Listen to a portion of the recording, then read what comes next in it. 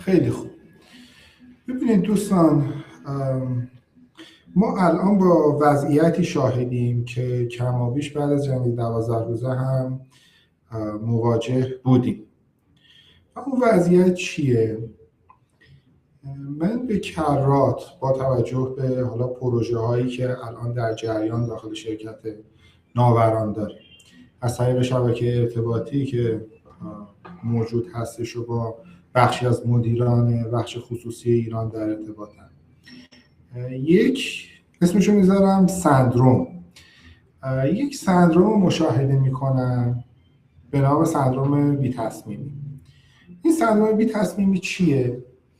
ببینید، به تعویق انداختن تصمیم اگر به منافعش، به مضراتش ما آگاه باشیم، اگر مطلع باشیم که بالاخره تعویق تصمیم یه سری منافعی رو برای ما جذب میکنه، یه سری ریسک‌هایی رو متوجه ما میکنه و از این دریچه این بی تصمیمی رو اتخاذ بکنیم، طبیعتاً قابل قبوله. یعنی آگاهانه این رو انتخاب بکنیم. اما اون چیزی که من فکر میکنم الان باش مواجه هستیم یک انجماده. یعنی ما یه واکنش غریزی داریم به حوادث اخیر و خب آیا همیشه این درسته؟ آیا این رفتار غریزی مبتنی بر یک سری واقعیاته؟ آیا همیشه نتیجه رو برای ما رقم میزنه؟ فکر میکنم نه.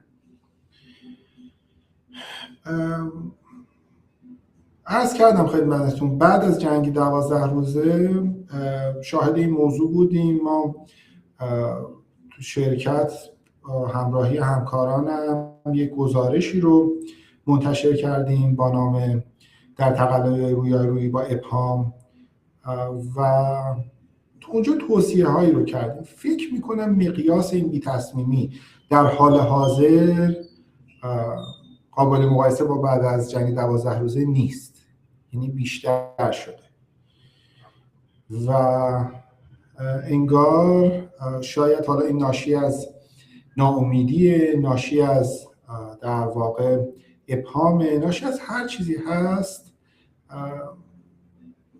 حتما بهترین گزینه نیستش برای اینکه ما منافعی رو بخوایم متوجه خودمون بکنیم. خب پیشنهاد ما چیه؟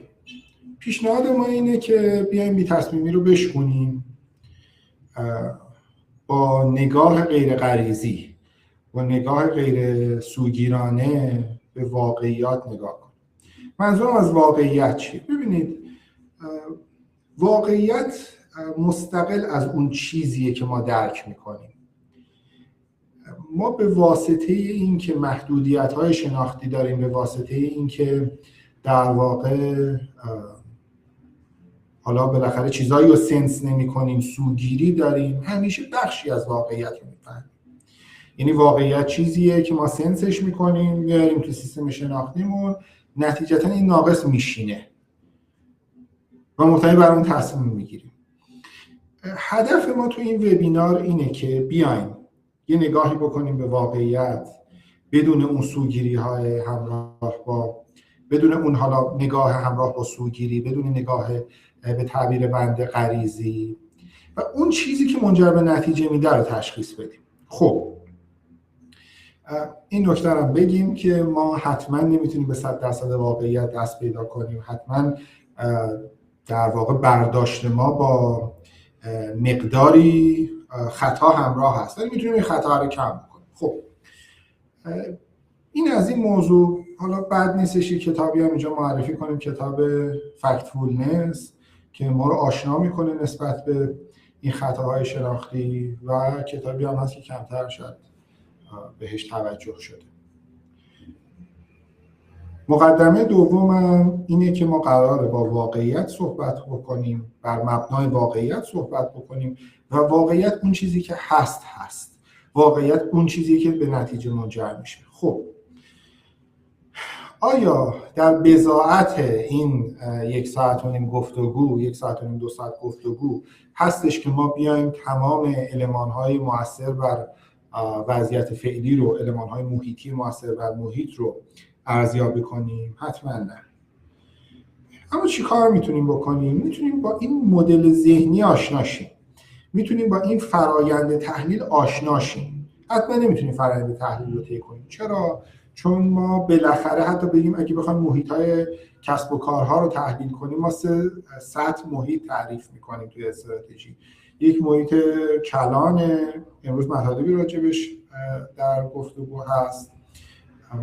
در واقع محیط خرده که به فراخور هر صنعت و به فراخور هر کسب و کار این متفاوته و نتیجتا باز خیلی نمیتونیم مرور بکنیم. یه سرنخایی رو اینجا بهش اشاره میکنیم و نهایتا محیط داخلی شرکت که این مستلزم هر شرکت به ماهو و هر شرکت بررسی بشه، هر شرکت مستقل از محیطش بررسی بکنه. خب نتیجتا تو مقدمه سومم میخوام عرض بکنم خدمتتون که ما قرار نیست همه چیز بگیم، یه تحلیل صفر تا صد اینجا نداریم، اما قرار اون مدل تحلیل رو با شما به اشتراک بگذارم. خب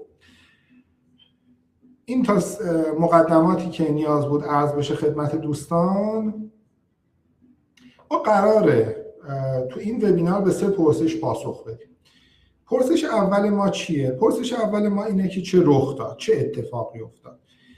اتفاقاتی که میخوایم مرور بکنیم از جنس یه رخ داده تنها توی یک محیط خلأ آمیز نیست، از جنس اینه که بالاخره وقتی یک حادثه‌ای تو سطح محیط کسب و کار رخ میده، عقبه اون بیشمار عامله، بیشمار رخداد پشت سر همه که خیلی وقت از این الگوهای مشابهی پیروی میکنن. شما فرض بفرمایید یک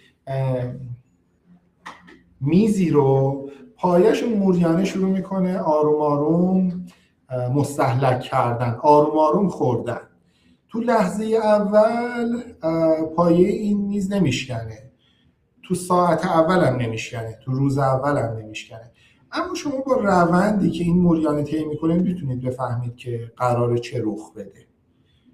با شانس خوبی میتونید بفهمید که متعاقب این حالا عملی که موریانه داره انجام میده چه اتفاقی برای این میز میفته. ما با همین روی کرد با در واقع مرور روندها میخوایم بپردازیم که الان وضعیت کسب و کارها چیه و چی در پیش خواهد بود. خب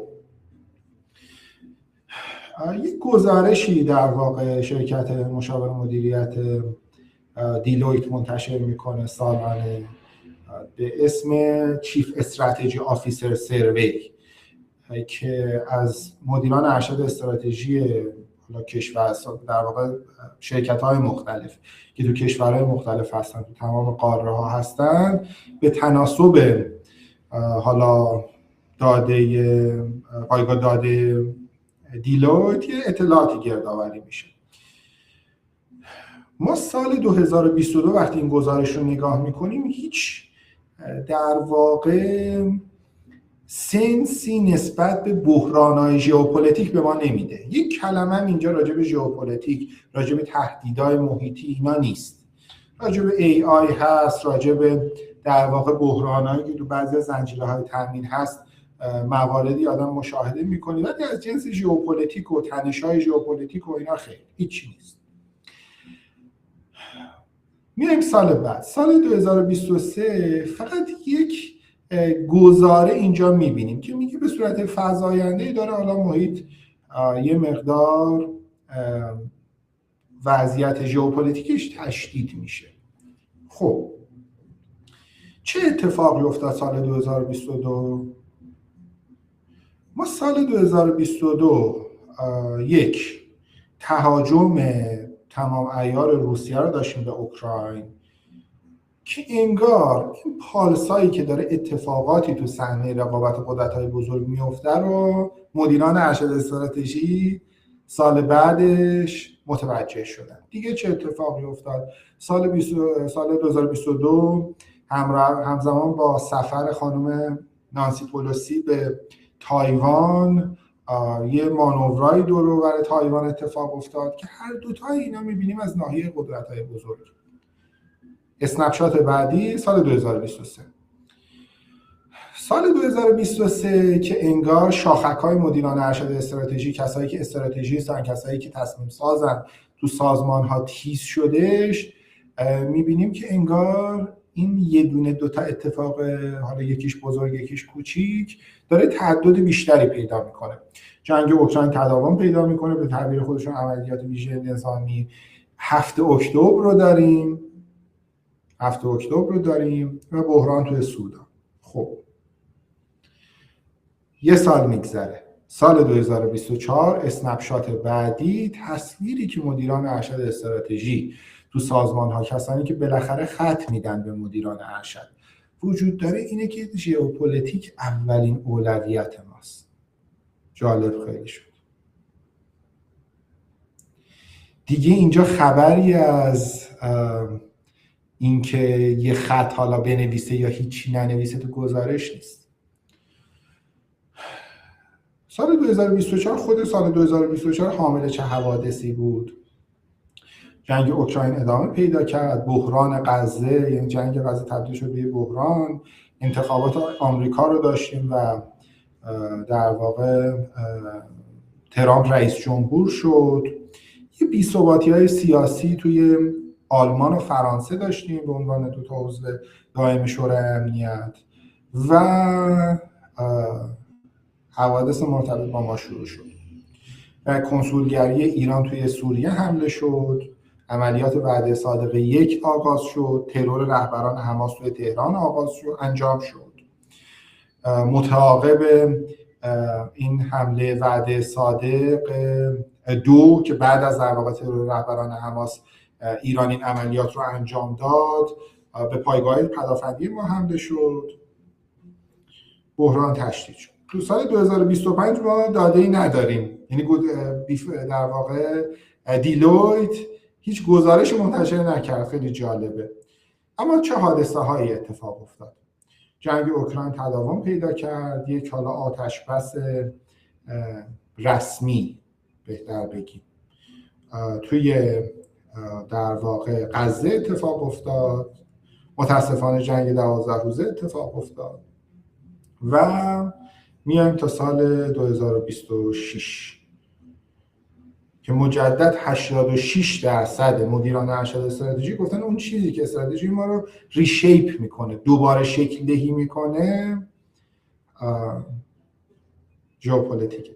عزیزان توجه کنید، اینا راجع به ایران نیست، اینا راجع به دنیاست. یعنی این قضیه موقعی بیخ پیدا میکنه که ما میفهمیم دیگه چیزی از جنس جنگ ایران و عراق نیستش، ما با یک همسایه‌مون درگیر نیستیم. انگار دنیا داره مغشوش میشه. به چه دلایلی برامون خیلی مهم نیست. حالا دوستانی که بالاخره پالیتیکال ساینتیستن، دانشمندای علوم سیاسی، یه صحبتایی میکنن، یه تحلیلایی دارن، رقابت قدرت‌های بزرگی که به نظر میاد همچین چیزی هست منجر به این تنش‌های ژئوپلیتیک و این رخدادها، این روندها شده. برای ما اهالی کسب و کار خیلی مهم نیست، اما مهم اینه که ما یه روند رو تشخیص بدیم که اوضاع اینجوری نیستش انگار یه زد و خوردی شده باشه و تمام. داده بعدی رو ببینیم. خب ما یه اصطلاحی داریم تو دنیا به اسم مخاصمه. مخاصمه یعنی چی؟ مخاصمه یعنی درگیری که دو گروه سازمان یافته که یکیشون دولت باشه با همدیگه داشته باشن مسلحانه و اقلا 25 نفر کشته شن. خیلی جالبه. و جنگ هم تعریفش اینه که بیش از 1000 نفر کشته شن، جنگ بزرگ هم تعریفش اینه که بیش از 10,000 نفر کشته شن. خیلی جالبه. ما از سال 1990 تا سال 2005 یه روند کاهشی داریم توی مخاصمه. اصطلاحاً بهش میگن صلح لیبرال. بعد از جنگ‌های جهانی این اتفاق افتاد، دنیا یه مقدار آرومتر شد، بیشتر به واسطه حالا شیوع لیبرالیسم و تجارت و اینها انگار جنگ دیگه بهترین سناریو برای کسب منافع نبود. اما 2005 شروع شد. اینجا میبینیم یک روند فزاینده تصاعدی به سمت تشدید تنش.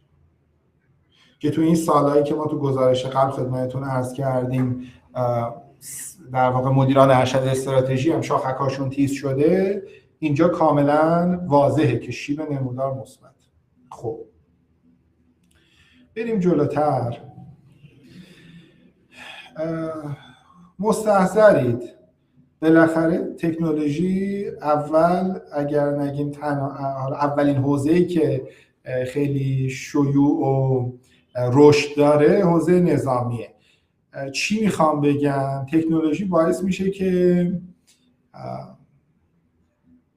اهداف نظامی بهتر تحقق پیدا کنن. یعنی مثلا تو جنگ 12 روز و 40 روزه خب جلو چشم خودمون دیدیم که بالاخره کسایی که اهداف ترورن، چه مقامات سیاسی و حاکمیتی چه دانشمندای هسته‌ای، اینها یه طبقه ساختمون رو میزنن و آسیبی اصلا به جای دیگه نمیرسه. اما خیلی جالبه علیرغم وجود این تکنولوژی‌ها تعداد کشته هایی که تو نمودار میبینیم فزاینده است. یعنی جنگ‌ها خونین‌تر شده، جنگ‌ها شدید شده. خب که ما حالا داده‌ای که داشتیم تا داده‌ای که هستش و موجوده و میتونیم بهش استناد بکنیم تا سال 2024 و نزدیک به 230,000 کشته سال 2024. تا اینجا راجع به هر صحبتی کردیم راجع به دنیا بود، راجع به ایران نبود. میخوایم بگیم که آیا وضع ایران فرق میکنه؟ یعنی این روندهای جهانی برای ایران شدیدتر یا کندتر؟ احتمالاً یه حدسایی داریم. خب عزیزان، ما یه پژوهشی آقای پروفسور هاشم پسران انجام دادن و ما واقفیم که تحریم‌های اقتصادی اثر خیلی عجیب غریبی رو اقتصاد ما گذاشته. این که مقیاسش چقدر رو شاید ندونیم. پژوهش دکتر پسران و یه اقبال همکارشون اینو به ما توضیح میده. ببینید ما میانگین رشد اقتصادیمون طی سال 1989 تا 2020 که پژوهش ایشون منتشر شد 3% بوده. فقط در غیاب تحریم‌ها، یعنی تمام عوامل سر جاشون باشن، هیچ عاملی تکون نخوره، فقط تحریم‌ها حذف بکنیم، رشد اقتصادی ما میشه 4 تا 5%. این یعنی چی؟ یعنی این که ما رشد اقتصادیمون میتونست 50% بزرگتر از چیزی که هست باشه. یعنی رشد اقتصادی ما میتونست 1.5 برابر این چیزی که هست باشه. خب این رو بذاریم کنار روندهای کلان ژئوپلیتیکی که ما داریم. ما چی متوجه شدیم؟ فهمیدیم که دنیا از منظر از عینک ژئوپلیتیک داره وضعش خرابتر میشه. حالا اینجا از جلد مجله اکونومیست هم استفاده کردیم که همیشه تصاویر معناداری رو در واقع روی جلد خودش منتشر میکنه و انگار اکونومیست هم داره پیام میده به مدیران کسب و کار که حواسشون رو بیشتر نسبت به عامل ژئوپلیتیک جمع بکنن. جمع‌بندی ما از بخش ژئوپلیتیک این شدش که ما با یک روند فزاینده تشدید تنش و بالاخره خرابتر شدن محیط کاسبی مواجهیم ناشی از عوامل ژئوپلیتیک و این روند برای ما بیشتره به گواه اثر تحریم ها. این که جنگ، حالا مثلا ما چقدر آسیب از جنگ دیدیم، چقدر مثلا کشورهای دیگه دیدن، اینو میشه با نسبت های ارائه کرد، اما خب خیلی ولید نیست. دو تا چیزی که اینجا میتونستیم بهش استناد کنیم و من خدمتتون دو تا عامل و در واقع دو تا حالا مثلا بگیم زیر متغیر رو خدمتتون اینجا آوردم. بریم از منظر اقتصاد یه ذره اوضاع رو ببینیم چطوره. اینجا یه داده‌ای داریم که اینو از بانک جهانی و IMF آوردیم. این قسمتی که خدچین نیستش از بانک جهانیه. ببینید ما از سال 94 تا سال 98 یه روند مثبت داشتیم در اقتصادمون. GDP ما، تولید ناخالص داخلی ما توسعه داشته. تولید ناخالص داخلی یعنی چی؟ یعنی اینکه ما 90 میلیون دور هم نشستیم، کار کردیم، محصول تولید کردیم، خدمات ارائه کردیم. اون چیزی که به عنوان یه شاخص نشون میده جمع این تلاش های ما چیه، تو جی دی پی قابل نمایش. متاسفانه ما یه سقوطی میبینیم سال 99 که این سقوط انگار یه تقلا که با همراه بود با در واقع کاهش افزایش نرخ ارز و کاهش قدرت خرید، یه تقلایی میبینیم که برگرده به حالت قبل که نمیشه و رخدادهای محیطی اتفاق میفته. ما داده های الان رو بهش دسترسی نداریم، ولی تخمینی که IMF داده، اون خدچینا تخمین IMF نشون میده که اوضاع ما از اوضاع در واقع سال 94 یعنی 10-11 سال پیش هم بدتر شد. شما تصور کنید ما یک سفره‌ای داریم، یه جمعیت حالا n میلیونی سر این سفره نشستن، 10 سال زندگی که این جمعیت زیادتر شده، سر این سفره آدمای بیشتری نشستن، اما سفره بزرگ نشده که هیچی، کوچیک‌تر شده. غذاهای کمتری تو این سفره هست، نتیجتاً به آدما کمتر غذا میرسه و کمتر میشه درآمد. خب آیا فقط از این داده میشه این نتیجه رو گرفت؟ حتما نه. اینجا ما یک دیتایی رو داریم از درصدی که آدما از در واقع سبد هزینه ایشون به هر کدوم از المان‌ها تخصیص میدن. تعداد زیادی قابل توجهه. من اون چیزایی که فکر میکنم جالب بود رو برای شما آوردم که راجع به صحبت بکنیم. ببینید ما سال 94 میبینیم که افراد 36% هزینه‌شون رو بابت، یعنی در حالا هزینه‌ای که می‌خواستن خرج بکنن بابت مسکن گذاشتن، 24.3 رو بابت در واقع خوراکی و آشامیدنی. اجازه بدید من این موردی که بابت سال 99 و کووید گفتین و آخر ارائه‌ام توضیح میدم، چون من این اسلایدها رو میبینم گفتگوها رو یه مقدار سخت میتونم ببینم. ارائه‌ام تموم شد برمیگردم به این مواردی که میفرمایید.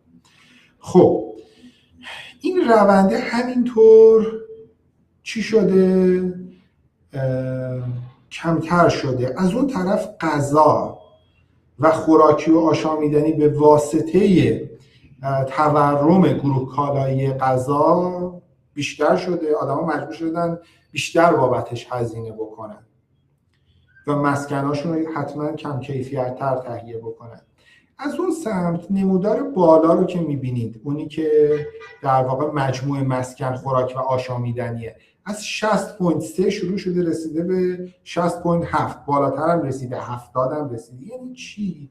یعنی اینقدر سفره مردم تأمینش سخت شده، غذا و مسکن، که مجبور شدن از چیزهای دیگه بزنن و اختصاص بدن به چی؟ به خوراک و مسکن، یه سقف بالا سرشون باشه و کالریشون رو تامین بکنن. از چیا مثلا زدن؟ یه چیزی که خیلی جالب بود برام از منظر البته منفی این بود که سال 94 1.2 از هزینه کرده خانوار بابت تحصیل بود. الان چقدر شده؟ شده 1، یعنی نصف شده. با اینکه این اصلا هزینه‌ای نمی‌برد، کلاً 2% در واقع سبد هزینه خانوار بود رو آدم‌ها اومدن نصف کردن که به چی برسن؟ که به امثال خوراک و مسکن برسن. خب این تا اینجای ماجرا. عرض به خدمتتون که ما اینجا یه شاخص دیگه ای رو میخوایم بررسی بکنیم. این شاخص چیه؟ این شاخص عزیزان یه شاخص مبتنی بر فکت نیست، یه شاخص مبتنی بر ادراکه. یعنی چی؟ یعنی اومدن یه نظرسنجی میکنن در شاخصی به اسم شامخ از مدیران خرید که رفتار اینا توی آتی نزدیک، تو آینده نزدیک به چه صورت هستش. این نمودار به ما چی میگه؟ این نمودار میگه که اگر عدد شامخ بالاتر از 55% باشه یعنی رونقه، یعنی آدما خرید میکنن، آدما مدیران خرید، انبارا پر میشه، تولید بیشتر میشه، اشتغال بیشتر میشه. اگر بالای 50 بود خوبه، وارد رونق شدیم. اگر 50 بود یعنی بی تغییریم. اگر 45 بودیم، 50 تا 45 بودیم، اوضاع بده. اگر پایین 45 باشه یعنی بیخ پیدا کرده، یعنی وارد رکود شدیم. خب عزیزان توجه بکنید، ما از فروردین 403 3 مرتبه اومدیم پایینتر از شاخص 45. یکیش کیه؟ یکیش خرداد، یکیش کیه؟ یکیش بهمن ماه. ما یک جنگ 12 روزه رو داشتیم، یک در واقع تنش‌های داخلی رو در واقع توی سطح کشور داشتیم. جمع‌بندی کنم، ما از 2 تا عینک به وضعیت محیطی کسب و کارها، حالا یکی از منظر GDP و از منظر رشد اقتصادی و از منظر تنش‌های ژئوپلیتیک به محیط کسب و کار پرداختیم و محیط رو دیدیم. سبد خانوار رو دیدیم که انگار انقدر عرصه بر مردم این کشور تنگ شده که اومدن هزینه تحصیلشون رو نصف کردن، هزینه خوراک و مسکنشون رو 10% افزایش دادن از منظر اون باجتشون دیگه طبیعتاً، که زنده بمونن حتما. خب راجع به کسب و کارهام که وقتی شامخ رو میبینیم که ما تقریبا از ابتدای تحقیقاً از ابتدای سال 403 رونق نداشتیم، یعنی ما بیش از 2 ساله که رونق نداریم.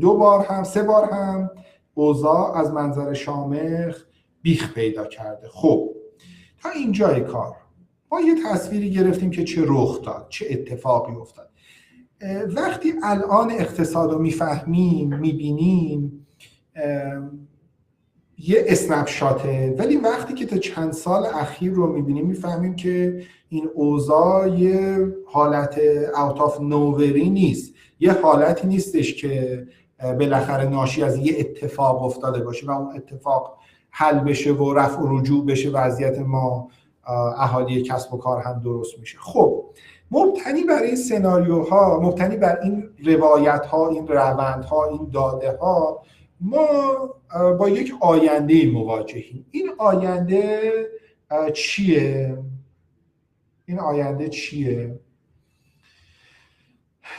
حتما نمیتونیم به قطعیت بگیم که این اتفاق میفته و چیزی غیر از این نیست. حتما این حرف گزافه‌ایه. متاسفانه این صحبت هم خیلی مشتری داره و متاسفانه عمل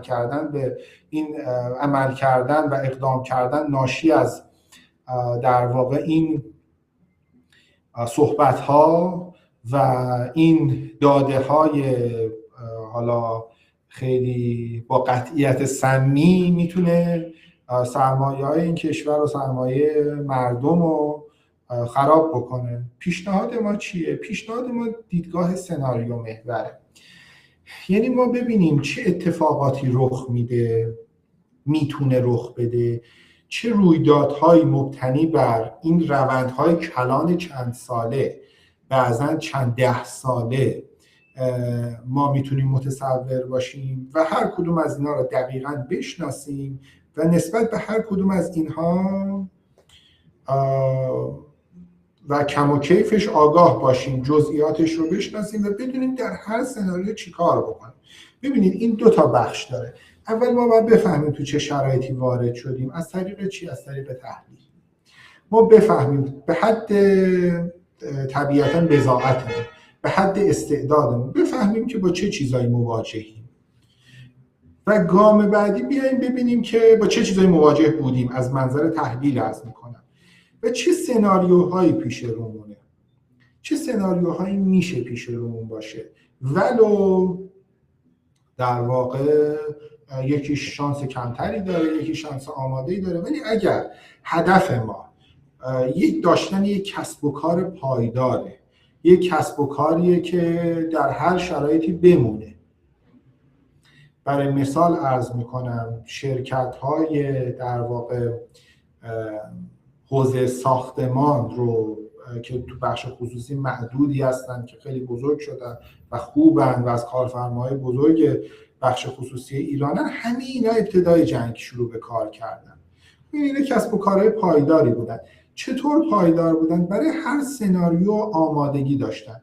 من نمیدونم اینا اون موقع برنامه‌ریزی مبتنی بر سناریو کردن، حالا یه تعدادیشون رو میشناسیم، بعضا از این کارا میکردن، اما مهم اینه که در هر سناریو آمادگی داشتن که یه اکشنی رو دیفاین بکنن، یه اقدامی رو تعریف و اجرا بکنن. خب ما الان در خرداد سال 1405 با چه سناریوهایی مواجهیم؟ با چه سناریوهایی ولو با شانس کم ولو با شانس قابل توجه؟ من مرور کردم در واقع حالا صحبت‌های جدی که چون الان متاسفانه بازار ما پر از صحبت‌هایی که بیشتر شوخیه تا جدی، بعضن یک سری حالا صحبت‌های هیجان انگیزه که نمیدونیم چه مبنایی هم داره، اما بین صحبت‌های جدی حالا دوستانی که تخصص علوم سیاسی دارن، تخصص اقتصاد دارن، تخصص در واقع آینده پژوهی دارن، تعدادی سناریو مشاهده کردم. سناریوهایی که اینجا آوردیم با این رویکرد طراحی شده که هیچ آینده‌ای نباشه که در اینا تعریف بشه ولو با شانس کم، همونطور که عرض کردم. خب سناریوی یک ما با توجه به این که ما متغیر اصلیمون در حال حاضر متغیر حوزه سیاسیه، متغیر کلان ژئوپلیتیکه،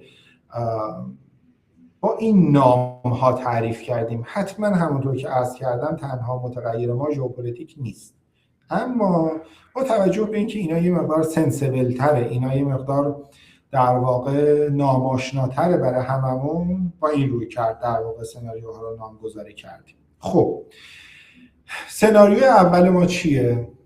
سناریوی اول ما توافق جامعه. به چی میگیم توافق جامعه؟ اگر همه تحریم‌های اقتصادی برداشته شد، ما خیلی کار نداریم با چه کمیت و کیفیتی ایران و قدرت‌های بزرگ با هم توافق میکنن، با چه کمیت و کیفیتی در بازار جهانی به روی ما باز میشه، با چه کمیت و کیفیتی محدودیت‌های زنجیره تامین ما مرتفع میشه. هیچ کاری به اینا نداریم. اما یک سریش در واقع بگیم حالا یک سری نکته داریم که اون موقع میفهمیم اوکی ما دیگه الان داریم از بحران خارج میشیم. تعریف بحران برای ما، چون اینجا من دو تا مفهوم رو میخوام از هم متمایز بکنم، اینجوری هم اسم میذاریم: یک بحران، دوم یک وضعیت جدید. بحران برای ما چیه؟ بحران اینه که درآمد ما کم بشه، نقدینگیمون کم بشه، فروشمون کم بشه، مشتریانمون رو از دست بدیم، دسترسی به اعتبارات نداشته باشیم، سرمایه در گردش نداشته باشیم. اینا یعنی بحران. حالا چه اتفاقی تو محیط بیفته که ما بفهمیم بحران مرتفع شده یا بحران هنوز هست؟ سناریوی یک، تحریما کلاً برداشته شه. ما و قدرت‌های بزرگ، مشخصاً آمریکا و حالا احتمالاً بازیگرای منطقه‌ای، ترک تخاصم کنیم، طی پیمانی بگیم همه چیز تمام شد، ما دیگه دشمن هم نیستیم، تمام. گام بعدیش قدرت‌های بزرگ و احتمالاً حالا اینجا مشخص‌تر غرب بیاد داخل ایران سرمایه‌گذاری‌های گسترده بکنه، ما دسترسی به سرمایه ثابت‌های قابل توجه خارجی داشته باشیم، کما اینکه مشابه اون رو در مقیاس نه چندان جدی بعد از برجام داشتیم و رونق کسب و کار اتفاق افتاد، تجارت الکترونیک را به راه افتاد، یه سری حالا مثلا زیرساختایی در واقع توسعه پیدا کرد توی بازه زمانی خیلی کوتاه، و ما بیایم تمام اون رشد اقتصادی که از پژوهش آقای پروفسور پسران اینجا خدمتتون عرض کردم که از دست دادیم و اینو چیکار کنیم؟ اینو بازیابی کنیم. یه فنر فشرده شده یهو این انگشتی که مانعش برداشته میشه و این فنر جریش میکنه. خب وضعیت ما موقع چیه؟ رفع بحران. از تمام این صحبت‌هایی که تا اینجا کردیم ما بی‌نیاز میشیم. هیچ بحرانی نیست که نیاز باشه بابتش تدبیری اتخاذ بکنیم. خب همونطور که تا اینجا عرض کردم خدمتتون و تحلیل‌ها رو عرض کردم، چقدر این محتمله این رخ داد؟ می‌کنم شما با موافق باشین که هیچ، خیلی کم. این که کلاً بالاخره یه بحرانی هست ناشی از عوامل سیستماتیک و ناشی از احتمالاً صحبت‌هایی که میشه که رقبا در واقع قدرت‌های بزرگ دارن با هم رقابت میکنن تا اینجا شکل گرفته، یهو انگار کارگردان یه کات بده و همه بازیگران برگردن برن در واقع اون جایی که بودن بشینن و همچین چیزی محتمله. خیلی کم. اگر فقط صرفاً یه درصد همینجوری بخوایم بگیم، من فکر می‌کنم زیر 5%. اجازه بگیرم ازتون از سناریوی 1 بیام سناریوی 4. جنگ تمام عیار. جنگ تمام عیار که میگیم منظورمون چیه؟ منظورمون اینه که تحریم‌های اقتصادی افزایش پیدا کنه. همین چیزی که در واقع الان باش مواجهیم. محاصره دریایی پابرجا بمونه، محاصره دریایی در واقع تثبیت بشه، ما همین کارهایی که الان داریم میکنیم هم نتونیم بکنیم، اونا باگاشو بگیرن، باگای محاصره رو، و این محاصره اتفاق بیفته که دیگه همینجوری با همین حالت مرتفع نشه، ما وارد یه نزاع زمینی بشیم. احتمالاً در اون حالت بالاخره ثبات سیاسی و حاکمیت ملیمون تهدید میشه و اقلاً میتونیم بگیم در این حالت در میان مدت ما خیلی امکان پیشبرد کسب و کار نداریم و میان مدتی که دارم میگم اقلاً به نظر من تا 3 سال هست. مشابه‌هاش اگه بخوایم یه مقدار راجع بهش صحبت بکنیم، احتمالاً لیبیه، احتمالاً غزه است. ببینید کسب و کار هیچ موقع متوقف نمیشه، یعنی الان شما تو غزه ببینید به هر حال مردم یه چیزی میخورن، حالا اینا خیلی وقت از کمک‌های بین‌المللیه، خیلی وقت هم آدم‌ها دارن یه کسب و کار مختصری با هم انجام میدن، یعنی کسب و کار یه حیات نباتی دارن اون تعداد کسب و کاری که ببینن. اما عملاً اون چیزی که ما از مفهوم کسب و کار تو ذهنمون هستش دیگه تا میان مدت خیلی سخت میتونیم پیگیریش بکنیم.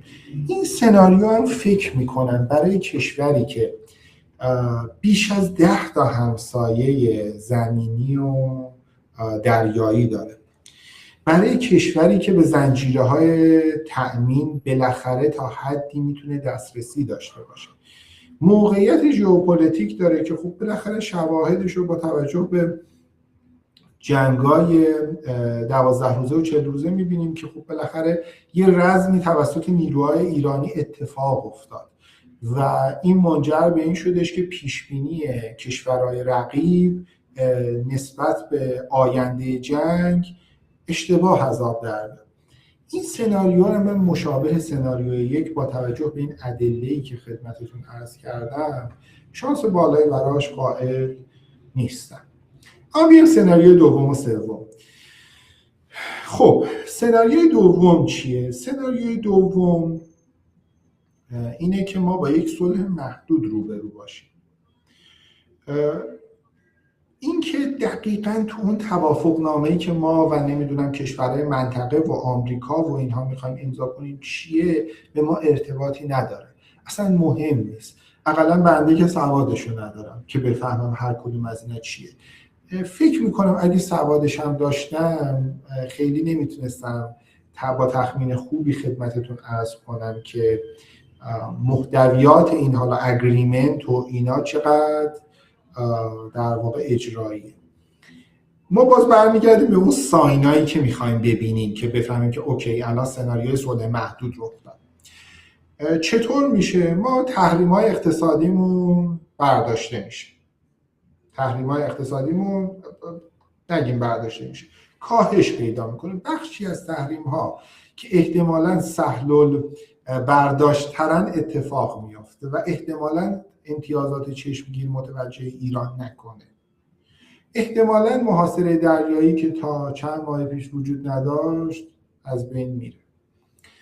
تشابه این وضعیت به خرداد 1400 به پیش از خرداد 1404 زیاده، حالا یه مقدار احتمالاً انشالله بهتر. و رشد اقتصادی ما مجدد پایین‌تر از ظرفیت ادامه پیدا میکنه. یعنی همون چیزی که میگفتیم میتونست 1.5 برابر وضعیت فعلی باشه، 50% از وضعیت فعلی بیشتر باشه، اون موقع همون میشه، همون مثلا میانگینی که در واقع طی چند دهه ما داشتیم.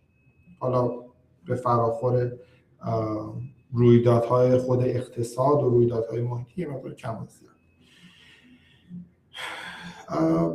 اگر اون دو تا سناریو، این سناریوی 1 و 2 رو شانس وقوعش رو همینطوری ذهنی رو هم 10% بگیریم و 90% رو بخوایم بین سناریوی 2 و 3 توزیع بکنیم، واقعیتش من فکر میکنم که این سناریوی چیزی تو حدود 40% شانس وقوع داره. با توجه به چی؟ با توجه باز به همون عواملی که ما راجبش صحبت کردیم. یعنی وضعیت فعلی ناشی از یک سری روندهای کلانه. این روندهای کلان اونقدر قابلیت مرتفع شدن ندارن که ما در واقع حتی به صلح محدود بیشتر از جنگ متناوب سناریوی بعدی که جلوتر عرض میکنم امیدوار باشیم. خب سناریوی دوم رو خدمتتون عرض کردم. بیایم سناریوی آخر که تخمین وقوعش فکر میکنم چیزی حدود 50% باشه.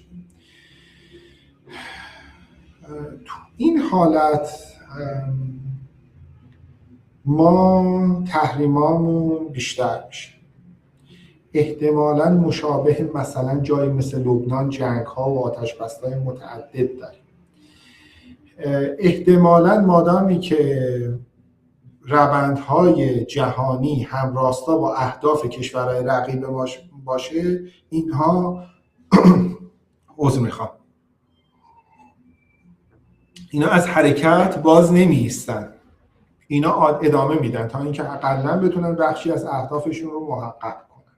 خب تو این حالت ما زیرساخت‌های اقتصادیمون آروم آروم یا سریع از بین میره، حداقل بخشیش از بین میره. نتیجهش چیه؟ نتیجهش پیشبرد فعالیت‌های اقتصادی چیزی بیشتر از سناریو دوم پایین‌تر از حد ظرفیتشه.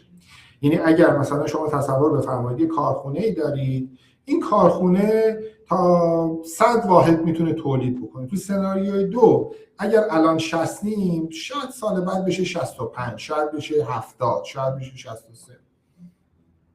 تو سناریوی 3 اگه در سناریوی سوم اگر در حال حاضر ما داریم 60 واحد تولید میکنیم، تو اون حالت میشه چی؟ میشه 50. یعنی ظرفیت اقتصاد ما کاهش پیدا میکنه. خب تو هر کدوم از این دو تا سناریو که من فکر میکنم مثلا سناریوی دوم 40% شانس وقوع داره، سناریوی 3 50% شانس وقوع، ما با یه سری رویدادها مواجهیم. ما در سناریوی دوم که صلح محدوده با یک بحران کوتاه مدت مواجهیم. خب یک بحران کوتاه مدت، ولی بحران یعنی چی؟ اینجا مراد من از بحران چیه؟ فارغ از در واقع تعریف دقیق بحران، اینه که ما امکان دستیابی به منافعمون ازمون سلب میشه ناشی از عدم پیشبینی پذیری محیط. یه بار دیگه، بحران اینه که ما در دستیابی به منافع سازمانمون دچار چالش میشیم ناشی از عدم پیشبینی پذیری محیط و ناشی از رویدادهایی که تو محیط هست. خب بحران اینجا کوتاه مدته احتمالاً. چرا؟ چون خب ما در مسیر توافقیم حالا مثلا و داریم یه کارایی رو پیش میبریم در سطح مقامات ایران و کشورهای طرف مقابل، مذاکراتی در جریان، احتمالاً یه چند صفحه‌ای توافقنامه، و بعد از اون یه فرصت بکنیم. ما برای قسمت بحران یه استراتژی باید داشته باشیم، برای فرصت‌های محدود یه استراتژی دیگه. به صورت جنرال جلوتر توضیح میدم که هر کدوم از اینا چیه. خب تو سناریوی سوم ما یه بحران میان مدت داریم، بحران رو توضیح دادیم، اما چرا بحران طولانی مدت نمیشه عزیزان؟ ببینید بحران یه وضعیت ناپایداره، یعنی محیط نمیتونه برای 10 سال پیش بینی ناپذیر باشه. محیط نمیتونه برای 10 سال پیش بینی ناپذیر باشه. یعنی حتی اگه محیط بده، ما میتونیم بعد از این که بالاخره 2-3 سال رد شد به یک کفایت داده‌ای رسیدیم، یه پترنی از محیط کشف بکنیم.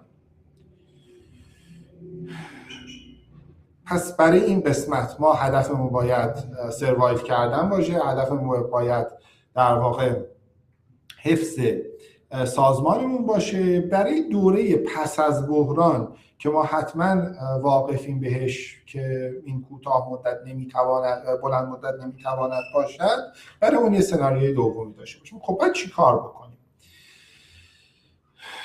سوال آخرمون، برای بحران باید چی کار بکنیم؟ خب ببینید، من اینجا از یک اسلایدی که تو گزارش در تقلای روی با ابهام که سال پیش منتشر کردیم، از یه اسلایدش اینجا وام میگیرم که این کمک میکنه که ما بحران رو بتونیم مدیریت کنیم. ببینید دوستان، ما نمیتونیم از بحران گریزی داشته باشیم. بحران حتما دامن ما رو میگیره.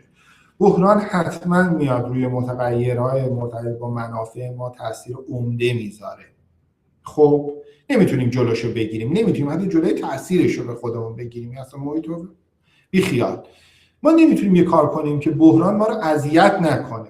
اما چی کار میتونیم بکنیم؟ بحران رو میتونیم آثارش رو به خودمون کم بکنیم. بحران رو مدیریت بکنیم. چطوری باید مدیریت بحران بکنیم؟ یعنی مثلا شرکت مشاور مدیریت ناوران میخواد مدیریت بحران بکنه و فولاد مبارکه و بانک ملت و حالا مثلا یه سوپرمارکتی که روبروی ساختمان محل زیست ما هستش مدیریت بحران اینو مشابهه؟ حتما نه. برای مدیریت بحران ما باید در 2 مقطع، یکی پیش از بحران، یکی در واقع در حین بحران، اقداماتی رو انجام بدیم. طبیعتا اگر حین بحران، پیش از بحران هم فکر نکردیم، حین بحران باید این 3 گام رو برداریم و الا نمیتونیم راه به جایی ببریم. اول اینه که ما کسب و کارمون رو بیایم مدل بکنیم جلوی چشممون. به چی؟ به چند تا فانکشن.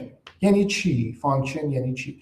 ببینید شما یه دونه چه میدونم مغازه دارید یا یه دونه هولدینگ دارید، حتما مدیریت اون همونطور که محیط سیستماتیک تغییر میکنه، سازمان شما هم سیستماتیک تغییر میکنه. یعنی چی؟ یعنی شما بالاخره برای یافتن مشتری یه سری اقدامات، مجموعه اقدامات انجام میدید که ما اسمشو مثلا میذاریم بازاریابی و فروش. برای پرداخت و دریافتاتون، برای عرض به خدمتتون وام گرفتنتون، از دوستتون قرض گرفتن، یه مقداری یه تعدادی اقدامات رو کنار هم میذاریم. بعد ما توی یه پکیجی به اسم فانکشن مدیریت مالی و حسابداری بهش میپردازیم. اگر یه واحد حالا تولیدی هستین یا اصلا نه یه واحد خدماتی هستین، از طریق یک سری اقدامات شما ارزش پیشنهادیتون و محصولتون و خدمتتون رو تولید میکنید. اگر یه دونه مؤسسه آموزشی هستین، از طریق اینکه بیاید خب یه محتوای آموزشی درست بکنید، در واقع عذر میخوام،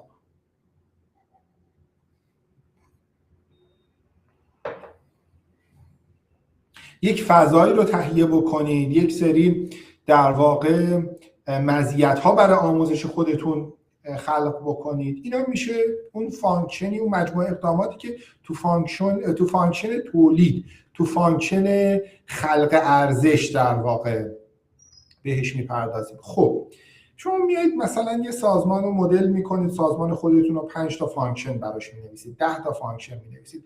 خیلی مهمه که هیچ چیزی از قلم نیفته. هیچ چیزی از قلم نیفته. خیلی مهمه. ببینید 10 تا فانکشنتون میایید میبینید که خب کدوم از اینا نباشه من نمیتونم ادامه بدم. هر کدوم از گام دوم این فانکشن ها رو اثراتش روی کسب و کارتون ارزیابی میکنید که اگر این اتفاق بیفته من هیچ کاری نمیتونم بکنم، کلا در این مغازه بسته میشه. اینا رو تحلیل میکنید. گام سوم یه سری رو جدا میکنید، میگید ببین من یه مؤسسه حالا مثلا ارائه خدمات روانشناسی و تراپی دارم. خب من این مشاورای روانشناسی باید حالشون خوب باشه، باید یه ثبات ذهنی داشته باشم برای اینکه خدمات مشاوره روانشناسی ارائه بدم. آره طبیعتاً. چی کار باید بکنم؟ رو انگیزش اینا زمان کافی بذارم، منابع کافی بذارم، حواسم باشه. اولویت من اینجا میشه HR. اما اگه یه شرکت بازرگانی دارم، ابزار من چیه برای خلق ارزش؟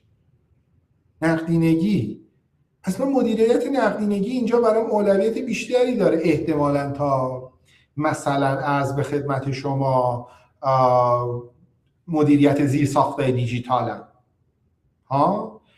پس باید تو گام سوم مشخص بکنید چه کارهایی رو، چه فانکشن هایی رو من باید مقاوم نگه دارم، من باید در واقع یه سری تدابیر ویژه‌ای بابت اون اختصاص بدم که کار و کاسبی من نخوابه، شرکت من نمیره تو بحران ناپایداره، بحران وضعیت ناپایداره، اما برای اینکه بتونیم دوام بیاریم باید اینو رد بکنیم. اگه بیاد بالاخره با ناپایداریش بیاد کمر کسب و کار ما رو بشکونه، خب دیگه فردای رونق و فردای فرصت‌های محدود و اینا دیگه خبری نیستش از اینکه ما بتونیم از مواهب اون شرایط مثبت میوه‌ای بچینیم. خب تا اینجا در آستانه بحرانه، یا اگه خب بالاخره قبل از بحران به این چیزا فکر نکردیم، اول کارمونه در همون وسطای بحران. خب 2 تا کار دیگه باید بکنیم. این که ما منابعمون که منابع محدودیه، هر چقدر ما بزرگ باشیم، هر چقدر قوی باشیم، هر چقدر توانمندتر باشیم، هر چقدر پول داشته باشیم، به منابع انسانی با کیفیت، به نتورک، به اعتبارات بانکی دسترسی داشته باشیم، محدوده. باید این منابع و حالا چه فنیه، چه مالیه، چه دیجیتاله، چه هر چیزی هستش رو اختصاص بدیم به اون فانکشن اصلیا، اون 2 ستایی که ما بدون اونا میمیریم. خب منابعمون رو در وسط بحران تخصیص دادیم و باید با توجه به این که مشخص کردیم اینا رو طی برنامه تخصیص بدیم، بر اساس یک سری اولویت بندی که عرض شد تخصیص بدیم، اولویت زمانی، از منظر استقرار، از منظر اهمیت. این تا اینجای کار. بریم گام بعدی. ما نگاه کنید عزیزان، توی این اسلاید قبل همین صفحه 16 سناریوی دوم و سوم که احتمال وقوعش خیلی زیاده عرض کردیم. یه بحران داریم، یه دوره پس از بحران. اینجا بحران باره کوتاه مدت سناریوی 2، سناریوی 3 بحران میان مدته، بعد از سناریوی 2 فرصت‌های محدوده ولی وضعیت پایدار، توی سناریوی سوم فرصت که هیچی کم هم میشه ولی باز وضعیت پایدار بعد از دوره بحران. خب توضیح دادیم بحران چطوری باید مدیریت بکنیم، اما بعد از بحران چی؟ توی دوره در واقع فرصت‌های محدود یا کاهش فرصت‌ها در سطح حالا فعلیش چی کار باید بکنیم؟ خب ببینید من اینجا از یه ماتریسی استفاده کردم، ماتریس انسوف، یکی از در واقع فریمورک های خیلی کلاسیک حوزه مدیریت، خیلی ساده هم هست. ولی میخواستم، منظور من عزیزم این نیست. خب این نیستش که همه باید انسوف رو اجرا بکنن، اصلا انسوف شاید برای خیلی ها کارایی نداشته باشه و قص الهازا، اما میخوام از این طریق منظورم رو خدمتتون ارائه کنم. ببینید ما یک محصول داریم، یک بازار، به اسم اینو من میذارم ترکیب این دوتا رو ترکیبای محصول بازار. یعنی چی؟ یعنی من کشاورزم، سیب میکارم، به تهرانی‌ها میفروشم. خب این ترکیب محصول بازار فعلی منه، بازار فعلی، محصول فعلی. من سیب دارم، میفهمم بازار تهران توش جنگ شده، تهرانی‌ها زد و خورد بینشون شکل گرفته، انقدر زد و خورد بالا گرفته اصلا ما نمیتونیم مثلا سیب بفروشیم. چیکار باید بکنیم؟ بیام اصفهان ببرم سیبمو بفروشم. پس یه ترکیب محصول بازار ثانویه از طریق ایجاد تنوع تو بازار اتفاق افتاد.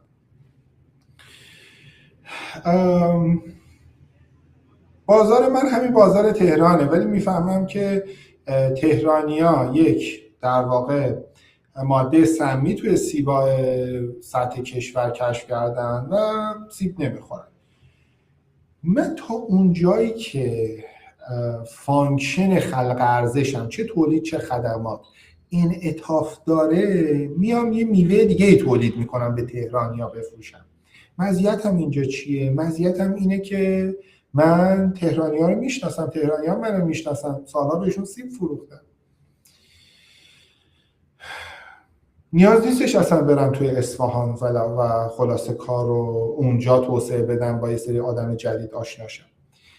و سناریوی آخر اینه که من یه سری محصولات جدید و به یه سری بازارهای جدید، پرتقال میبرم اصفهان میفروشم. خب یه ذره آشنا شدید با این ذهنیتی که دارم عرض میکنم. بیایم اصل منظورم و اون بولت های در واقع 1 2 3 4 رو با هم بررسی بکنیم. وقتمونم فکر میکنم رو به اتمام 4 دقیقه زمان دارم. خب که بتونیم زمان کافی هم به پرسش و پاسخ اختصاص بدیم در صورتی که مایل بودید. ببینید اگر دفعه قبل ما در زمان بحران اومدیم تشخیص دادیم که فانکشن های سازمان ما چیه و ما باید ببینیم کدوم از اینا اصلیه و این فانکشنال رو مقاوم بکنیم، اینجا باید بیایم بفهمیم که ما چی کار از دستمون برمیاد فارغ از فانکشن، فارغ از هر چیز دیگه ای. 2 تا چیز رو بشناسیم. یکی کپاسیتی های ما رو به تعبیر ادبیات استراتژیش واد فرم داز، ما چی کارا میتونیم بکنیم، چه کاری از دست ما برمیاد. ما میتونیم مثلا عرض میکنم من یه دونه بانکم، میتونم اعتبار بانکی بدم. من یه دونه واحد صنفی مثلا سلمونی هم میتونم در واقع اصلاح سر و صورت برای مردم انجام بدم. این کاریه که من میتونم بکنم. کپاسیتی منظورمون اینه. از طریق چی؟ از طریق اون منابعی که ما داریم، از طریق ریسورسز. واد فرم هست اونجایی، اون چیزی که یه شرکت داره در اختیارشه. از طریق ترکیب مجدد اینها. چند روز پیش گردهمایی بودم، یه بزرگواری اونجا یک لیوانی رو نشون میداد، میگفت این لیوان توش ما آب میریزیم میخوریم، اما این لیوان جامدادی هم میتونه باشه. این لیوان یه دونه گلدون برای مثلا یه گیاه کوچیک هم میتونه باشه. یعنی میگم با این انعطاف شناختی بیایم نسبت به منابعمون و اون کارهایی که میتونیم انجام بدیم نگاه بکنیم. خب از ترکیب اینها ما بیایم یه سری قابلیت جدید در بیاریم. یه مثالی خیلی وقتا میزنم برای دوستان، میگم که ما میتونیم در واقع یه ماشین داشته باشیم، مثلا یه دونه بنز داشته باشیم و میتونیم یک در واقع رانندگی بکنیم. این یه ماشین من میشه ریسورس هم، ظرفیت هم میشه چی؟ میشه رانندگی. خب این قابلیت من میشه. این قابلیت رو من یه موقعی در قالب ترکیب محصول بازار خاصی یه جوری ارزش میکردم، توی تهران مثلا سفرهای لوکس رو انجام میدادم، الان میام به عروسی‌ها اجاره میدم. این ترکیب محصولم رو مبتنی بر رانندگی کردن و داشتن بنز.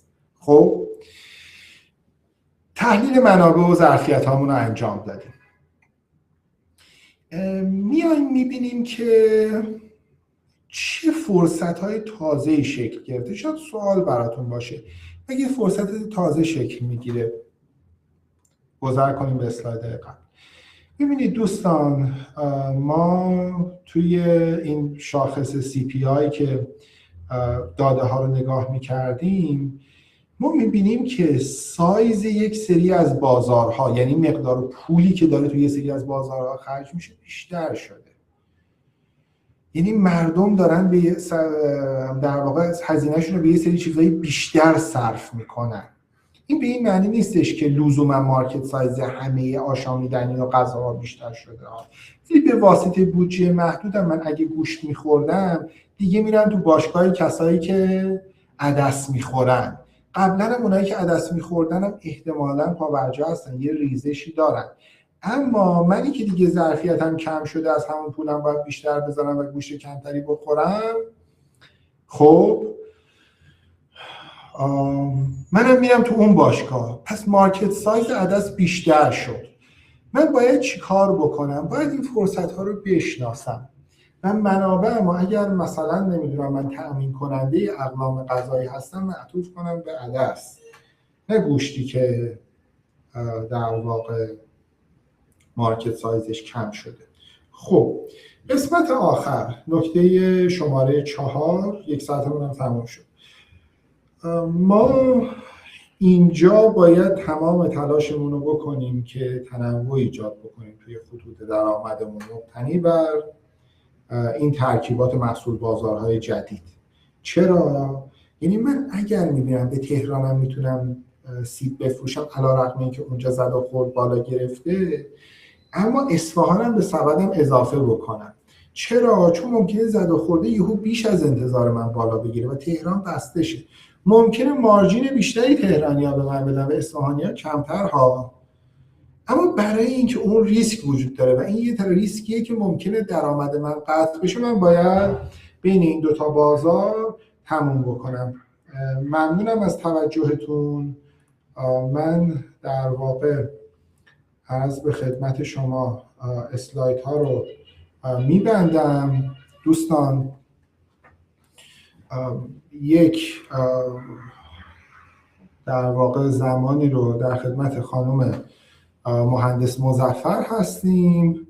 بعد از فرمایشات ایشون اگر پرسش و پاسخی بود من در خدمتتون هستم.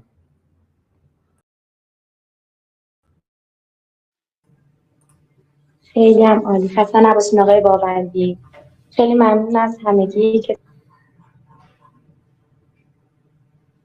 تا این لحظه حالا همراه ما بودیم.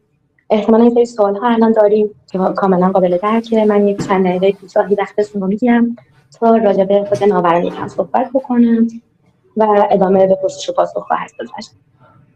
همونطور که احتمالاً میدونیم این وبینار توسط شرکت مشاور مدیریت ناوران برگزار شده که حالا ما یه توضیح میدیم ناوران اصلا چی کار میکنه. ما توی 3 حوزه تخصصی و اصلی فعالیت میکنیم. حالا من ساب تایتل فعالیت ها رو نمیگم، ولی خب اگر دوست داشتیم میتونیم با هم دیگه ارتباط داشته باشیم. من شماره شرکت و شماره خودم رو پایین میذارم داخل چت و پین هم میکنم که حالا میتونیم با هم دیگه در ارتباط باشیم، بیشتر گپ بزنیم تا ببینیم چه کارهایی رو میتونیم با هم پیش ببریم. گفتیم ناوران توی 3 حوزه اصلی فعالیت میکنه که من اگه بخوام این 3 حوزه رو نام ببرم، اولیش مدیریت مالی هست، مدیریت منابع انسانی هست و توی قسمت استراتژی فعالیت میکنه که حالا هر کدوم از اینا احتمالاً دوستانی که توی این صنایع دارن کار میکنن میدونن. هر کدوم سری زیرشاخه‌ها دارن و فعالیت‌های مربوط به خودشون، فانکشن‌های مربوط به خودشون. بنابراین همه رو هم به عنوان مشاور انجام میده و هم خودش وارد اجرا میشه. اتفاقا ما اینجا میتونیم بگیم باعث افتخارمون هست که هیچ وقت سازمان‌ها رو تا مرحله داکیومنت تحویل دادن همراهی نمی‌کنیم. هر زمان که لازم باشه با تایید هر شخصی که باشون کار می‌کنیم وارد فاز اجرا میشیم و توی این 3 حوزه به صورت تخصصی همراهشون هستیم. توی این چند سال هم با شرکت‌ها و سازمان‌های مختلفی فعالیت کردیم و کار کردیم که میشه به حالا صنایعی که باشون کار کردیم توی این دسته بیشتر بودن. صنایع تولیدی بوده، حمل و نقل بین‌الملل، نفت و گاز، گردشگری، ای کامرس، F&B و حالا سایر سازمان‌هایی که مشابه بودن با این صنایع و توی این صنایع فعالیت کردن. حالا من میگم شما خدمتتون میذارم اینجا، باعث افتخاری که بتونیم با هم دیگه صحبتی داشته باشیم، کاری رو با هم پیش ببریم یا نه بیشتر گپ بزنیم، بیشتر بتونیم توضیح بدیم که اصلا کار اصلی در این تنظیم مجموعه اینا ما چه فانکشن هایی رو تعریف کردیم، چه کارهایی رو انجام میدیم. حالا من گفتم چند دقیقه کوتاه وقتتون رو بگیرم، بیشتر از این مزاحم نیستم. بفرمایید حالا هر سوالی راجع به خود ناوران، راجع به صحبت‌هایی که آقای باوندی فرمودن و هر نکته‌ای که بود توی طول ارائه نتونستیم بپرسیم بفرمایید، ما در خدمتتون هستیم.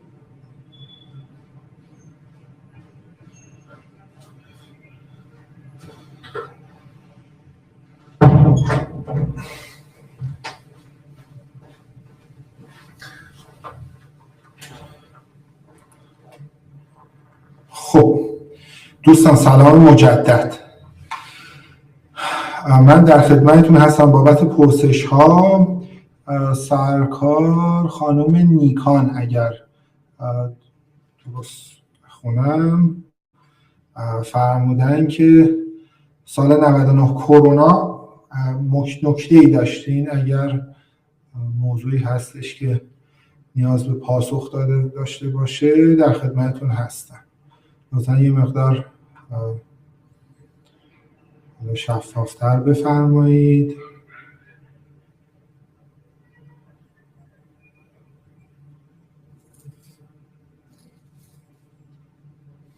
بله، بابت اسلایت ها جناب آقای مهرینفر، ببینید اگر لطف بفرمایید توی کانال بله ما وارد بشید، یه در واقع لینکی اونجا هست که میتونید به اکانت پشتیبان بله ارتباط بگیرید و از اونجا از دوستان میتونید دریافت بکنید.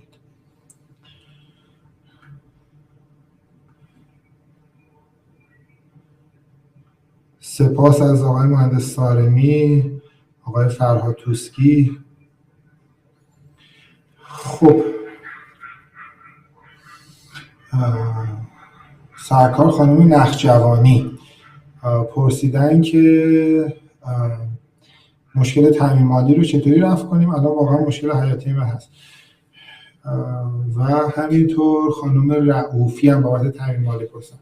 ببینید تامین مالی وقتی که به عنوان یه دونه واژه مطرح میشه باید بدونیم که منظور از تامین مالی برای چه نیازی هست و مبتنی بر چه راهکاری. یعنی چی؟ یعنی مثلا میگم اگر من یه استارتاپ هم نیاز به یک نوع متفاوتی از سرمایه دارم و این سرمایه مثلا در ازای واگذاری قسمتی از سهاممه، خب با توجه به این که ما عدم دسترسی داریم به سرمایه‌گذار خارجی، چشم‌اندازمون هم برای مثلا یه سری کسب و کارهای خطرپذیری مقدار مخدوشه، کار خیلی دشوار و سختیه. خب طبیعتا هیچ موقع سرمایه‌گذاری متوقف نمیشه، اما عرض به خدمتتون که تو رقابت با کسب و کارهای متعددتر و متنوعتری باید قرار بگیرید برای دستیابی به سرمایه حالا خطرپذیر و این دشواری‌های خاصی داره. طبیعتا خیلی بستگی به ذات کسب و کار شما داره و حالا عرض به خدمتتون اون چیزایی که شما میتونید سرمایه‌گذار رو براش جلب بکنید. اما اگه تامین مالی منظورتون در واقع سرمایه در گردش، اون چیزی هست که مثلا برای خرید مواد اولیه و تولید یه محصول نهایی میخواید که این یه حالا لگ نقدینگی رو براتون رقم میزنه و مستلزم در سرمایه در گردش هست، حفظ سلامت مالی کسب و کار شما، طبیعتاً اون استراتژی متفاوتی رو میخواد. در حال حاضر یه مقدار بعد از حالا فکر میکنم یه چند هفته از جنگ 12 روزه یه مقدار بانک‌ها همراه‌تر شدن بابت این موضوع. اما حتی برای سرمایه در گردش من فکر میکنم همونطور که توی خلق درآمد و ارزش و اینا عرض شد خدمت دوستان که متنوع کار کنید، اینجا هم همینطور راهکارهای متفاوتی وجود داره. کراودفاندینگ هست، اگر دانش بنیان هستید میتونید از سامانه غزال استفاده بکنید. عرض به خدمتتون که اگر ذیل شرایطی قرار میگیرید که در واقع وزارت اقتصاد به عنوان بنگاه آسیب دیده تعریف کرده، میتونید از در واقع تحصیلات سامانه کات استفاده بکنید. یه مقدار دقیق تر باید اطلاعاتی رو داشته باشیم که بتونیم پاسخ بهتری رو خدمتتون عرض بکنیم. خب آقای مهندس سارمی فرمودن که به نظر میرسه با توجه به نیازهای روزافزون موج جمعیتی دهه 60 و 70 در همه حوزه‌های خدماتی و کالایی میتونه راهنمای خوبی برای مسیر کسب و کار باشه. حداقل در دوران بحران راهنمای خوب و قابل اعتمادی است که ارادت داریم خدمتتون و ممنون از حسن نظرتون. عرض به خدمتتون دوست بزرگواری پرسیدن با توجه به شرایط و توضیحات در خصوص مدیریت منابع انسانی و حفظ نیروها چه پیشنهادی می‌دهید؟ ما در تلاش برای حفظ نیروها حالا در تلاش برای حفظ منابع داریم و شاید مجبور به تعدیل بشیم. ببینید من بابت تعدیل نیروی انسانی پیشنهاداتی خدمتتون عرض میکنم. ما حتما بالاخره وقتی یک کسب و کار رو به عنوان یک موجود زنده بررسی میکنیم و یه ظرفی از نقدینگی درون این در واقع حالا کسب و کار وجود داره، بابت تخصیص این تو شرایط بحرانی محدودیت‌های بیشتری داریم. احتمالاً یکی از اولین مواردی که با توجه به حالا موجی هم که هستش و اینها به ذهن مدیران میاد تعدیل نیروی انسانی. آیا بهترین راهکاره؟ حتما نه. آیا اولین راهکاری که باید بهش فکر کنیم؟ حتما نه. برای کیا خیلی راهکار بدیه؟ برای همونی که فانکشن مدیریت منابع انسانیشون همونطوری که عرض کردم اینقدر اهمیت داره که تداوم کسب و کارشون در گروه حفظ و در واقع مدیریت بهینه منابع انسانی شده. خب برای اونا که خیلی بده. اما اگر اونقدر جدی نیست براتون، با این حال در واقع منابع انسانی موضوع به شدت مهمیه. راهکارهای پیشنهادی من چیه؟ اول اینکه با نیروی انسانی دقیق صحبت بکنید، تشریح کنید شرایط رو براشون، توضیح بدید که شرایط فعلی به هر حال دامنگیر همه شده. اگر همه حالا بالاخره مثلا پروژه‌های زیانده رو حذف کردین، مانیلیک‌های دیگر رو پوشوندین، غیر از موضوع HR، راهکارهای دیگه غیر از تعدیل هستش که میتونید به مشورت منابع انسانیتون بگذارید و ازشون بخواید. مثلا ساعت کاری رو کم بکنید، روزهای کاری رو کم بکنید، عرض به خدمت شما پرداختایی رو معوق بکنید، با این هدف که مجبور به تعدیل نشید. یعنی من میگم پیش از تعدیل راهکارهای دیگه‌ای هم هستش و فکر میکنم که یکی از منابع مزیت رقابتی، چه در واقع بعد از دوران بحران چه در حین بحران، نیروی انسانی درست حسابی و شایسته است. پس خیلی حیفه که از دستش بدیم صرفا برای اینکه دوره بحرانمون رو رد بکنیم. خب خیلی هم خوب. خانم نخجوانی پرسیدن که اگر سناریوی سوم و چهارم اتفاق افتاد در چه صورت کم کم به فکر خروج باشیم؟ آیا منظور اگزیت کردنه یا مهاجرت؟ اینو لطفاً بفرمایید. خانم رؤوفی پرسیدن که برای قسمت سناریو یک بار دیگه سناریوی محتمل رو میشه بگید. خب ببینید ما عرض کردیم که سناریوی اول و چهارم یعنی جنگ تمام عیار و حالا به قول معروف توافق جامع، اون دوتا سناریو اینا شانسش جمع این دوتا زیر 10% به دلایلی که گفتیم، با توجه به مرور روندها و با توجه به اتفاقاتی که توی همین جنگ 12 روزه و 40 روزه افتاد. احتمال اینکه بالاخره یه جنگ با یه مقیاس متفاوتی رخ بده من فکر می‌کنم زیر 5% و 40% رو اختصاص دادیم به اینا. هم طبیعتا تکرار میکنم عدد ذهنیه دیگه، صرفا برای اینکه یه دیدی صرفا بگیریم. 40% رو دادیم به صلح محدود و 50% رو دادیم به جنگ و صلح متناوب. خب که اگزیت بکنیم، چه کسب و کاری قراره اگزیت بکنه؟ اگر کسب و کاری هست که میتونه خلق ارزشش با هزینه پایین در ایران اتفاق بیفته، این صرفا تولید و صادرات نیست، یعنی قرار نیستش که ما چیزی رو اینجا تولید بکنیم و از طریق حال کشور همسایه و غیر همسایه صادر بکنیم که بخوایم منابع با هزینه کم در واقع دستیابی پیدا کنیم به درآمد وسیعی. منظورمون صرفا این نیست. اما اگه ذات کسب و کارتون مثل این ویژگی کسب و کارهای تولیدی صادرات محور هستش که میتونید با هزینه پایین فکر به صادرات، فکر به ارائه ارزش‌ها به کشورهای متفاوت، به بازارهای متفاوت، بازارهای جمعیت شناختی متفاوت، نه لزوما جغرافیایی، به این فکر کنید، احتمالاً خیلی حیفه که بخواید اگزیت بکنید. اگر منابع قابلیت هاتون رو همونطور که تو اسلاید آخر عرض کردم لیست کردید و دیدید که شما دیگه هیچ چیزی ندارید بتونید بالاخره یه ترکیب محصول بازار بهینه‌ای تولید بکنید و از طریق اون بالاخره به کسب درآمد پایدار برسید، اون موقع اگزیته. یا اینکه با اون منابع قابلیت ها بتونید جای دیگه ای، تو بستر دیگه ای، کسب و کار دیگه ای، بسته های محصول بازار متفاوتی ارائه بکنید که اون موقع احتمالاً باز اگزیت میتونه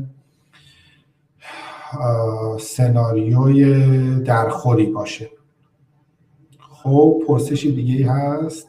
یکی از دوستان دستشو بلند کرد، من ندیدم. اگر حالا یا بیان بالا یا در واقع پرسششون رو مطرح بکنن ممنون میشم. خواهش میکنم خانم رؤوفی.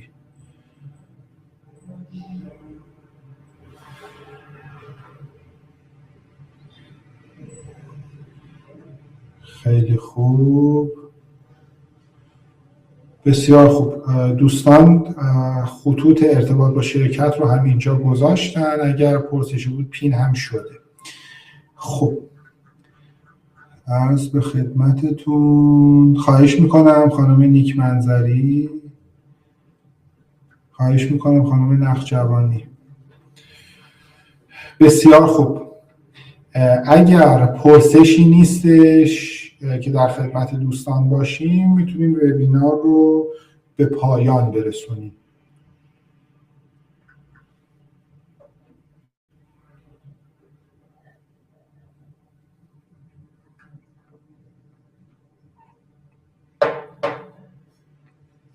خیلی خوب، ممنونم از حوصله‌ای که کردین و زمانی که اختصاص دادین. تمام تلاشمون در این 1.5 ساعت و تمام تلاشمون در انتشار گزارش در واقع در تقلای رویارویی با ابهام این بودش که این فضای بی تصمیمی رو بشکنیم. انشاءالله پیش رو برنامه‌هایی داریم که باز این برنامه‌ها داوطلبانه است، در راستای مسئولیت اجتماعی شرکت مشاوره مدیریت ناوران اجرا میشه و تمام تلاشمون اینه که بدون هزینه این کار رو برای کسب و کارها انجام بدیم. خبررسانیش از طریق در واقع کانال‌های شرکت اتفاق میفته، چه لینکدین، چه اینستاگرام، چه بله. و همین، از توجهتون ممنونم. اگر موضوعی نیست از خدمتتون مرخص شم. سپاس از همگی دوستان.